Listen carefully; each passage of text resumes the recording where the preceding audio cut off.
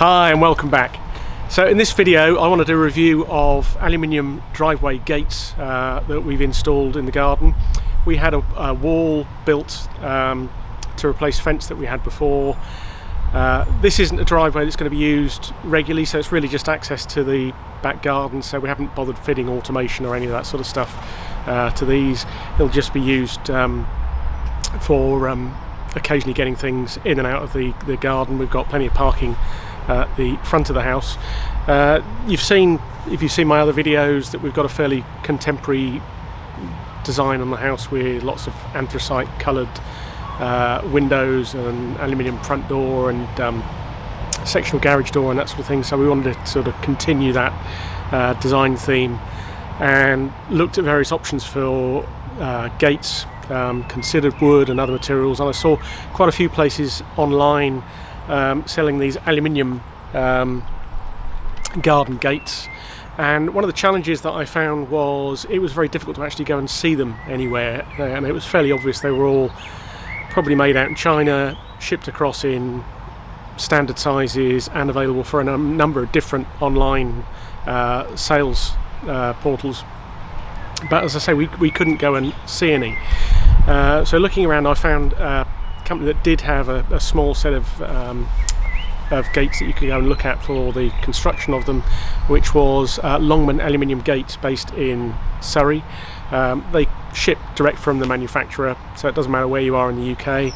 We've not had any payment or anything from Longman, but Russell there was very helpful, answering lots of questions that we had, gave me lots of information about the construction of the gates, which gave me more confidence that they were going to be of reasonable construction.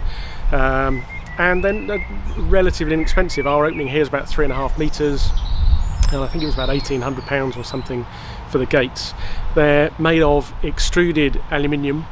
If you look at the section here on the screen, it's a nice solid extruded section for the posts on either side and the cross rails, and then the slats that go inside again are extruded aluminium, and they're all nice and powder coated. So they're relatively lightweight. It was easy enough for us to fit this with just 2 people, and they're nice, solid gates. One of the challenges that we had here, they were supplied with mounting brackets top and bottom that have a little bit of an adjustment in them, and they came with some probably 50mm expanding bolts. But the wall that we have here is made of an engineering brick, so that's got a lot of holes in it. The chances were that the expanding bolt was going to come through into one of these open cavities and probably just crack the brick as we tightened it, so we didn't want to use that came with it. So decided to use a resin anchor, and I've not really used that for a bit of studding in the floor to hold toilet frames down, that sort of thing, but not used it in this sort of environment. So having done a bit of research onto that, what we then got was these sleeves that are perforated, so you drill an oversized hole. I've got 100mm of stud, so that's going a couple of bricks deep into the wall. So you just drill that hole, make sure it's clean, put this insert in, fill it with resin, and then gently push the stud in, and that pushes the adhesive resin out through these slots into any of the cavities and gives you a really strong fixing. So quite happy that we've got that nice and sturdy. One of the things I have noticed with these is because the gates are quite lightweight, if there's any wind at all, they really can take quite a bit of a beating, so having them nice and secure is quite important. So if you look at the design of the gates, these are these extruded sections that I mentioned, and that's the simple bracket that you have, so a couple of studs into the wall, you've got adjustment up and down, and then this bolt slides back and forward, so you can adjust the height of the gates to get them level and to get the right closure in the centre. So it's got a frame that's bolted together. These are a curved edge extruded aluminium. We've got it bolted on the inside edge here of the wall, but actually they could have gone on the inner surface, which would have given a slightly larger opening.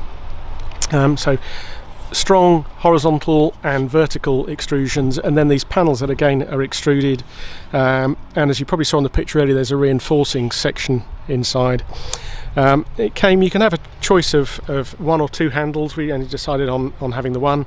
This handle came pre-fitted, And then we've gone with these locking bolts into the floor. So we did have to drill a couple of holes in the door to fit those, but it's soft aluminium, so that's quite easy to do. And we've just got a temporary block in the floor here before we do our driveway, and they're nice solid bolts with individual locks on there, and then a lock in the centre. So you can see nice strong sections in here. The only challenge I did have was the opening that had been cut into here needed just releasing a little bit more in there with a file, just to make sure that lock worked. But overall, really happy with the product. Nice and sturdy, very secure, and it matches quite well with the anthracite detailing and everything else that we've got on the house, and the design of the garage doors. So there you go, just a short review of this product and using those resin anchors. I'm very pleased, as I say, with the gates and what they look like, and how secure they feel. I would certainly recommend talking to Russell at Longman Aluminium Gates. I think these are the same products that are available from a number of online retailers, but he was very, very helpful answering questions and had pricing very, very similar to them. So check out the different designs. We've gone with this fairly solid design. They've got others with shaped tops, openings, that sort of stuff, and lots of information on how you can fit them and have them automated. I've said these are not going to be open very often, so we didn't see the need to add the automation, even though we've done everything else automated on the house. So hope you found this a useful review, and thanks again so much to all of you that have been watching my videos. I've got a series, we've not done much recently, but there'll be a lot more coming out in the next few weeks.